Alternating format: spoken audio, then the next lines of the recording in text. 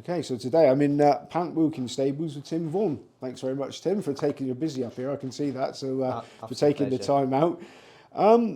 This is the sort of home of your training empire since you took out a full license in 2008.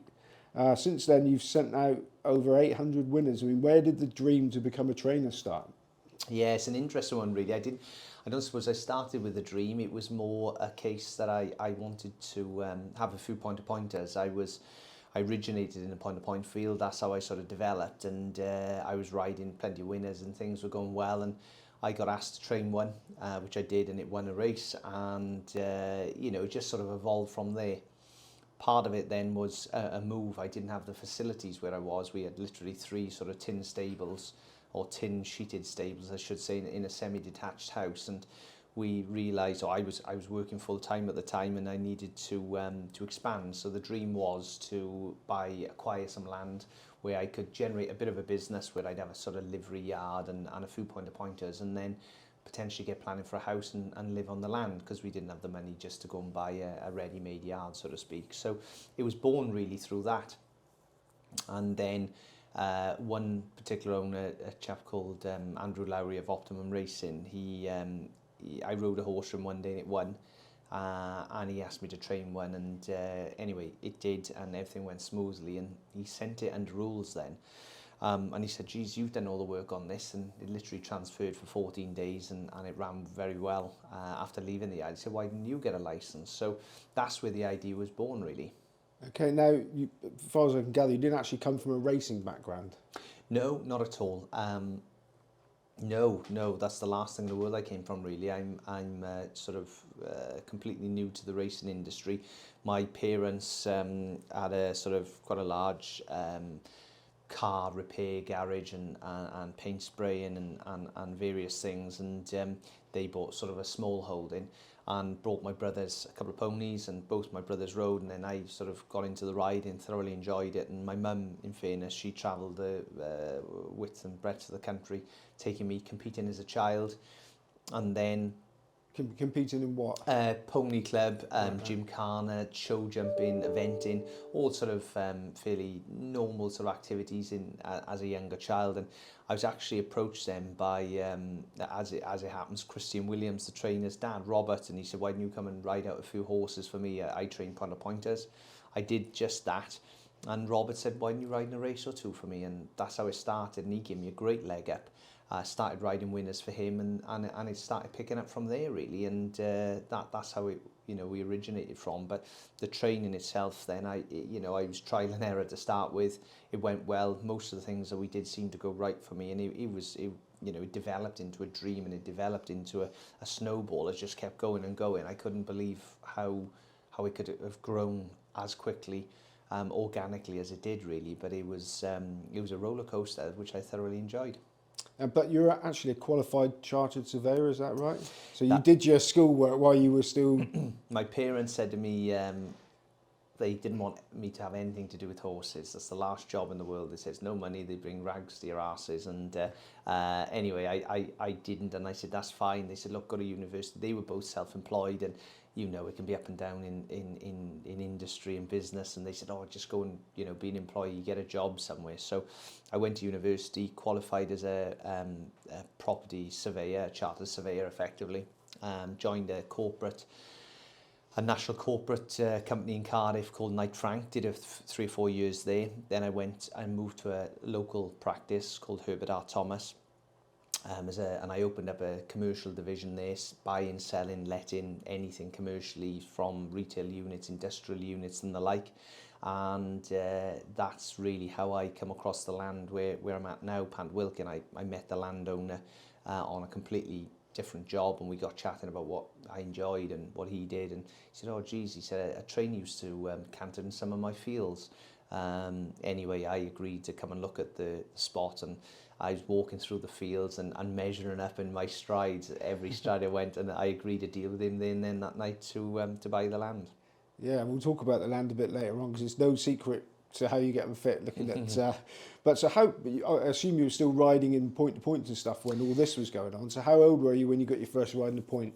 Yeah, so I rode as a child, and then I started riding at point to point in a 16, so I was still in school. Again, my mum used to drive me around to ride the horses and things, and then as I got a bit older, then went off to university. But I studied in Glamorgan, which isn't far from us, so I could travel back on the weekends to continue that and riding out for yards and getting the rides. And then I did a sandwich placement year then in Thames Water Property up in Reading, and I just made a few local phone calls to local trainers, and one of them happened to be a chap called Tim Underwood, who gave me plenty of point rides up that neck of the woods, and also it was Alan and Lawney Hill.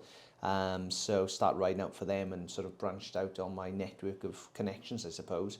Was riding out to keep fit, and then I'd come home on the weekends to ride and things. And that's really where the pointing all started. When I went full time then with Knight Frank, they were very supportive, and likewise Herbert R. Thomas, you know, it was quite I wouldn't say a selling point for them, but they enjoyed sort of me doing it and supporting it, and it was only then, I suppose, when I was about 23, 24, I took out a permit, and eventually then took out a full licence in July 2008. It's a tough old game, that point-to-point ride, isn't it? In all weathers, and you've got very limited facilities there, so I mean, it toughens you up a bit. Oh, it certainly does, and my main competitor for most of my life was Evan Williams, who obviously holds a licence and does extremely well now, so it was a good breeding ground, really. I had Evan, who was 7 or 8 years older than me, who had Christian Williams coming up and beneath me, and there was some very good lads, Di Jones, Clark the Course at Foss last now and things, so it was a competitive old sport in South Wales, and you had to be on your guard at every minute. Yeah, it was competitive, but you were champion. I was champion for a few years actually, and that's how it evolved, and really I got on top of it, and I was fortunate enough. I don't think it was through sheer riding ability, but I talked well enough to ensure that I got on the fastest horses and used my brain in that division. Well, hopefully I got this right. You rode 117 winners between the flags. That is exactly right, yes. Yeah, so it seems an abrupt number to end on. Why did you finish? Yeah, it's a funny one really, and my now wife Abby asked me the same question. I literally got off a horse one day and said, oh, that's it, I don't ride racehorses anymore. And she asked me why, and do you know, I think I was working full time as a chartered surveyor. I was in the office from 8 in the morning till probably 6, 7 o'clock at night. When I was training the horses as well, then my wife and I, we were up at 4 to half past, mucking out, riding out before I went to work. So everything on the horse front was done by 8 o'clock, and then I was coming home, managing my rides in the evening, managing the horses I started to train.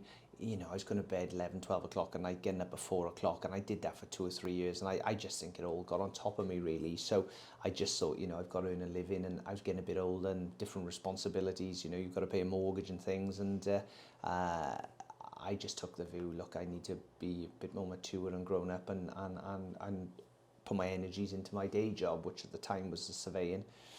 And I couldn't do it all, so when I stopped riding, it enabled me then to have a few pointers and have a bit of fun, and I generally sort of started it all off as a bit of fun. If I had 10 pointers and was a chartered surveyor and had a reasonably nice house and gallops there, that was my dream, really. I literally thought no bigger than 10, 12 pointers, but I did want my own gallops, my own land and my own house all sat on it. That was something I desperately sought. Which obviously we now got, but it's probably 10 times bigger than that. And did it, when you were flying as a rider, did it never entertain, you never entertained the idea of actually becoming a professional? One thing I am in life, I would hope, is I'm very realistic in my mind, and I simply wasn't good enough. It's as simple as that. 1, I wasn't good enough. 2, I wasn't well connected enough. 3, I'm probably too tall and I couldn't have done the weight. So put all the combinations together, it never dawned on me really to do the professional side of things. I would like to think I'm a far better trainer than I was rider. So, but I when I speak to my jockeys and my lads and at home, I am very aware when they use various expressions and how the horse feels and how it moves and its breathing. I'm very in tune with all that through my riding. So that experience was never lost on me. And what the riding did is enabled me to get into so many different yards, and albeit they were, predominantly point yards, it's amazing what you learn about your feeding, routine, horses' well-being, and how different people do things, and the level of work they could take, and what what you could put the pressure you could put on a horse to make it improve, and it never ceased to amaze me how much work a horse could take to get fit. And you want a horse fit, happy mentally and enjoying life, and that's what I probably picked up from my riding and put into my training then. Okay, so you mentioned that you were training. So what was the overlap with training and riding? What was the catalyst to start? Andrew Lowry giving you a horse to... Yeah, well, it was a funny one. I rode for a chap called John Moore for about 8 or 10 years, I suppose, and then I did buy one myself. How it all started was a horse called Raboa Star. I paid 1,000 guineas for it, and my wife and I, or now wife, she's my girlfriend then, we just thought we'd have one for a bit of fun. So we bought this little semi-detached house. We had 3 stables there. Bought a horse, as I said, called Raboa Star. And my wife would ride it, I'd ride it. It was just a pure fun thing, really. Anyway, the horse won. And Andrew Lowry rang me up, and he had a couple under rules at the time in Lambourne. And he said, would you consider training a horse for me? I said, yeah. I said, no problem, really. What made you call me? And he said, well, I've got horses in the yard that you bought Raboa Star from. And he told me some mad Welshman had bought it thinking they were going to win races with it, and they'd never win a race as long as it's got a hole in its bottom. So he said, when it did win, that was good enough for me. I thought you must be able to train. So I'd like to have a pound pointer with you. So, and Andrew is very supportive. He's a very knowledgeable man, and we got on well. He's very honest, very straightforward character to deal with. Like I would think I behave, just keep things very simple and very transparent. And we've always got on, and, you know, I'm fortunate Andrew, whatever, 15, 16, 17 years on, has still got horses with me to this day, and it's great to have it. Now, I'm told that the first yard was sort of part of a business park or something, quite unusual sort of setting. Well, it was actually at the bottom of a mountain. It was a funny one, really. It was at sort of a bottom of a mountain, and I managed to get a permit license where basically you could train horses owned by yourself or the family. And for some unknown reason, it was purely random, but the inspector, every year you have a yearly inspection, and the inspector rang me up. He said, the committee who basically grant all these licenses to all the trainers want to have a day out to see what they're actually licensing, because they have all the paperwork, and, you know, where they sit in their head office in London, but they never actually go out and see all these yards. And he said, I'm down in Wales, we'd love to have a look around a few yards, would you consider your yard being seen? I said, yeah, no problem. And I try and keep everything neat and quite clinical. I like things structured, and look, it was a little semi-detached house with a couple of stables in the back garden, but it was neat and tidy and whatever.